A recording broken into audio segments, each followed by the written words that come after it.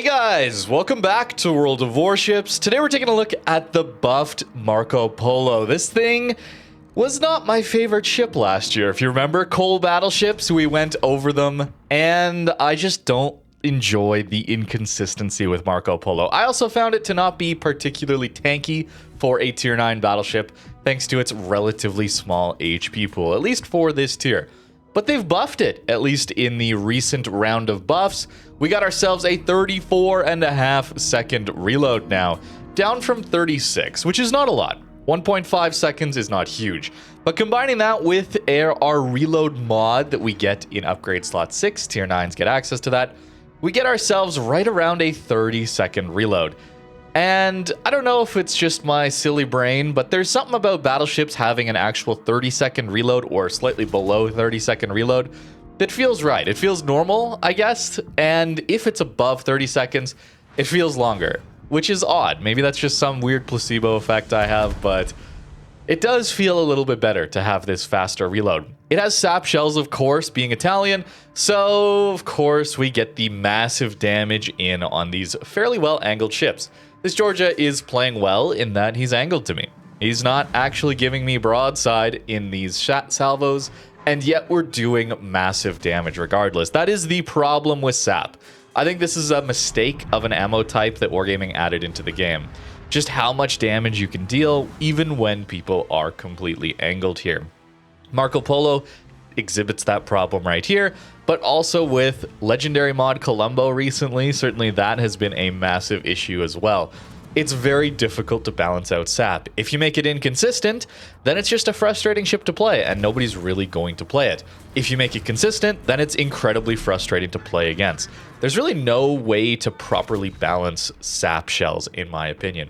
We do have AP as well, though. Georgia makes a massive mistake going broadside at 11 kilometers, of course. We're not allowed to punish it. And right there, we see my biggest problem with Marco Polo. The inconsistency. The unfortunate side of having these sap shells. You have the potential to do insane damage with this sap, especially at any angle or almost any angle, which is really strong. But for me, I just want that damage into those broadside ships at close range. Sure, the Ohio at very long ranges takes 17k, but I couldn't even do over 10,000 damage to a broadside Georgia at that close range. That feels so bad to me as a player. And maybe that's just my problem. That's my own bias in effect here, but I really don't like Marco Polo. For those of you that do enjoy it, I think this will be a nice buff for you. 2.5 reload is rather awesome, as well as getting that recent heal flag, or rather the HP flag, instead of detonations a while ago. We got ourselves a little more HP, over 70k now. That is nice. I noticed I was able to tank quite a bit of damage. Whether or not that flag was the change or not, I'm not exactly sure. We have solid armor here. It's an okay ship. It's an okay battleship. I just find it a little bit too inconsistent. Look at these sap salvos. It's disgusting how much damage we're able to do here. That was like 20k. Like wild stuff out of the sap. It's relatively consistent when the shells land. I just think, I don't know, maybe this is just an old player's mindset, but I just wish that there was more consistency out of the AP and less alpha damage out of shells that don't have the possibility of overpenning at all. And when they hit an armor plate that they can pen, they just do full damage guaranteed. That feels a little bit bad to me. But for the Marco Polo, this is a nice buff. For me, to make me want to play it again, it's not enough, to be honest with you. I would want more consistency out of the dispersion instead of reload. For me personally, that's just my take on it. But given how Colombo has gone, I don't think they should do that. That's probably not the best of ideas to buff the dispersion. So don't do that, Wargaming. This is fine. For the people that enjoy this ship, I'm sure they're going to have a much better time with it, with this slightly better reload, this improved reload buff here. As for this next game, we finally found ourselves in a match where we are top tier. That's the other problem with getting a Marco Polo, or rather any tier 9 ship these days. You have the worst, or potentially second worst, tied for the worst matchmaker in the entire game. Tier 9 and Tier 8, in my opinion, both suffer massively to Matchmaker these days. There's a lot of powerful Tier 10s, but most importantly, there's also super ships that these Tier 9 have to deal with. And that's very, very hard. There's a big increase in power going from Tier 9 to Tier 10, obviously, but even more so to super ships. We call them Tier 12 or Tier 13 ships some of the time, depending on their power level.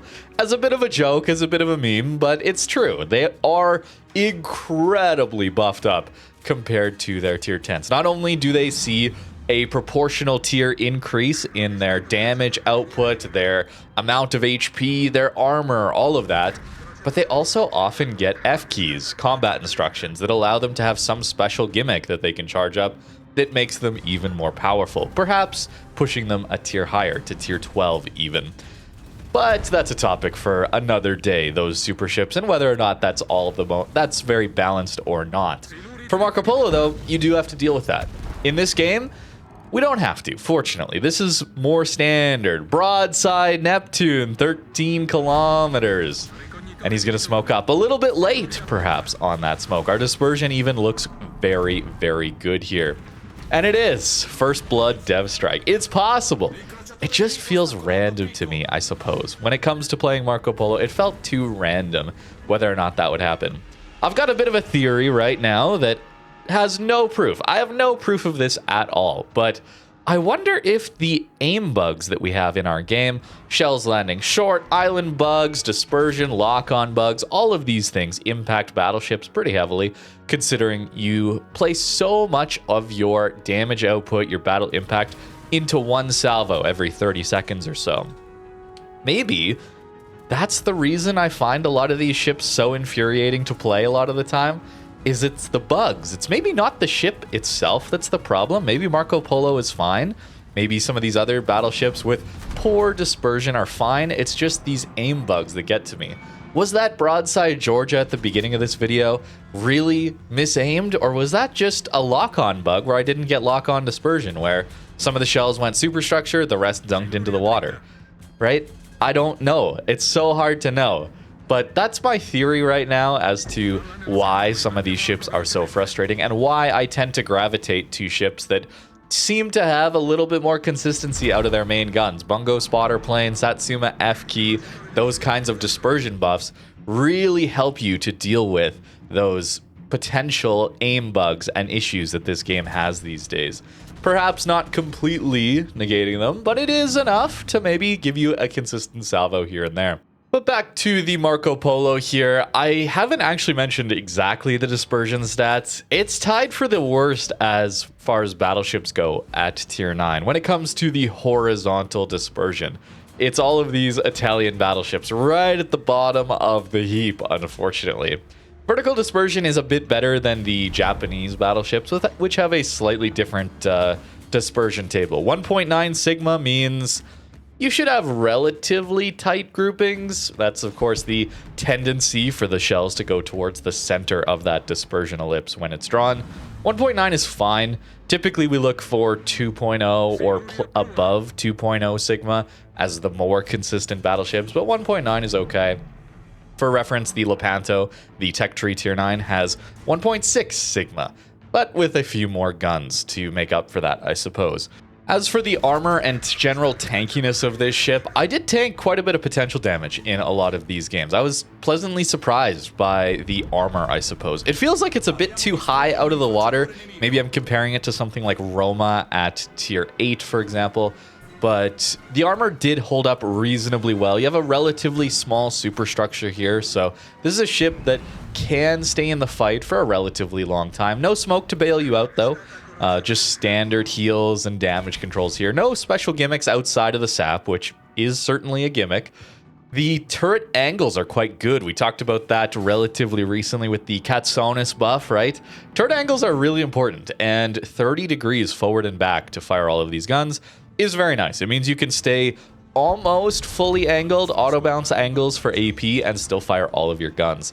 The only reason I say almost is at closer ranges, the taper of your bow and stern means you're not quite fully immune to battleships at closer ranges. They still can get through and citadel you. They won't necessarily be bouncing. But at medium ranges, yeah, you can use all of your guns pretty comfortably here. This game, we haven't managed to do a ton of damage yet, but it is time to start pushing in, or rather, pushing towards the middle of the map, I suppose. As always, we do not want to push enemy spawns. That Minnesota looks like he's going to live for quite a while there on their spawn, and if I were to push out past one of those islands, specifically the one Amagi is right next to, the enemy ships that are on the decap there could easily just turn around and crossfire me till I'm dead. And that's the main reason, is that you're pushing and you're at a disadvantage there, but you've won your flank. The enemy team on that flank is weaker. The key is the support that comes in on your broadside anytime you start to push their spawn. And with that, most ships will die very, very quickly when they're caught in a crossfire. There's also a carrier, right? So we have to worry about the carrier crossfire. Anytime those torpedo bombers come in, you're just stuck. Either you're going to try and dodge the torps and you go broadside to the enemy team, or you stay angled to the enemy team and then the torps smash you. So we do not want to put ourselves in positions like that. I'm okay with pushing up to these islands, but no further is the general idea here. And we get ourselves 6 overpens in on that hipper broadside. Should have used the sap, right? Hindsight bias is always there to comfort us, right? Should have used the sap, I suppose. I wanted the citadels, and typically you're going to get citadels when people go broadside, assuming dispersion cooperates, which with 2 guns only? Yeah, that's 33k. All right, there's our damage. We're finding it. But if you're wondering about when should you use sap, when should you use AP, a general rule, which is not true in all situations, there's always some outliers. That's what's so great about this game, is there's no one perfect way to play every situation. You have to be making decisions on the fly, and sometimes those general rules will be wrong and incorrect, and you got to do something new, which I love so much. That's one of the reasons why this game is so awesome. But with sap, generally, if you can citadel, you should use your AP. If you can get a citadel, if the enemy ship has a vulnerable citadel, you know, it's not turtleback or something like that, or, you know, maybe it's a light cruiser, you should use sap. But generally, if there's a hittable citadel, you want to use your AP, assuming they're at a range where your AP can even get a citadel. That's more towards with the cruisers like Venezia, for example. You'd only want to swap to the AP when it's a closer range broadside cruiser, otherwise just stick with sap. But on Marco Polo, if it's a broadside ship with a citadel, use your AP. The citadels feel pretty good, especially in this game. We managed to get quite a few. It's one of the main reasons I'm using it as an example. As soon as Amagi angles, though, yeah, our damage just drops off a cliff there, so maybe it's better to use sap there. Anytime a ship is angled, even slightly, or potentially could angle to you, right? They're showing enough broadside to shoot their guns, but you know they're going to turn in as soon as you shoot. Just send the sap. That would be my suggestion. Very basic. There will be situations where that is incorrect here. So we swapped over to the sap now. There is the Amagi. He's angled, so our AP wouldn't do too much here. The sap, though, yeah. Aim bugs, guys. Aim bugs. Is that the ship's fault?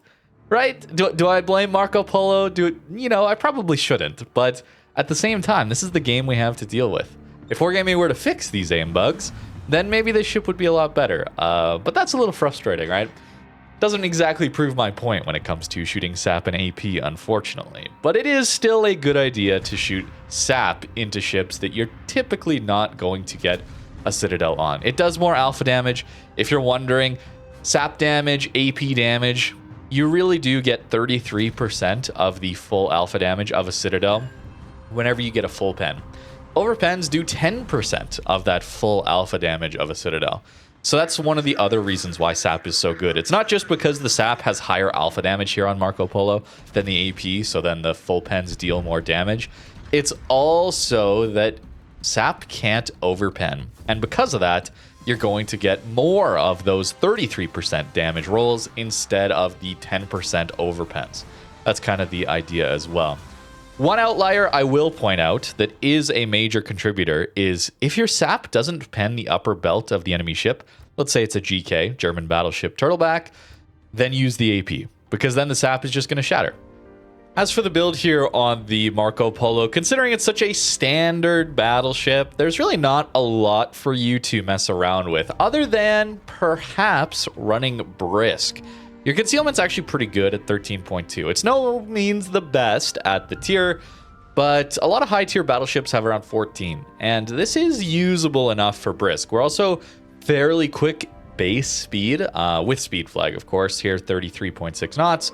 And getting ourselves another 10% maybe gets us into better positions, flanking better, that kind of thing. And while Marco Polo does have that sap shell to deal damage to people who are angled, we still want broadsides. The AP, the citadels, the dev strikes, at least for me, that's often what I'm looking for. We get down to a 30.4 second reload. It's not much, right? 1.5 seconds base reload buff. It's not a whole lot, but there's something with me playing battleships and playing this game for almost 10 years now that 30 seconds just feels kind of right. And anytime it's a little longer than that, I'm waiting. I'm waiting for that reload then. And this gets it more down to that standard feeling to me, which is nice. As for buffing the dispersion on a ship like this, I don't think they should, even though that would make me want to play it more, right? I'm looking for more consistency out of these ships. That's one of the annoying parts about some of these battleships. Given how Colombo is right now, probably not a good idea to buff battleships with sap dispersion-wise. So for Marco Polo, it's not a bad buff by any means, but it still doesn't mean this ship is that amazing to me. Although there's not a lot of great coal battleships available right now, and that's kind of unfortunate. One of the difficult parts about recommending a coal battleship in particular is that none of them are really particularly great at higher tier here in randoms. Outside of Kearsarge, but then you're playing a hybrid, and please don't play hybrids. We don't want more hybrids in this game, okay? But GK, Awami, Pommern, you know, secondary-ish battleships, brawling-ish battleships, you know, like, good luck. Good luck in randoms. Certainly in ranked and brawl modes, you can make them work, but yeah, if you're mostly playing randoms, maybe Marco or Kearsarge are the better picks, but that still feels kind of bad to say because it's still very hard to play this ship into random battles. Our armor here pretty good, 55 and 70 means we're very tanky. Small superstructure also means we're quite tanky when angled.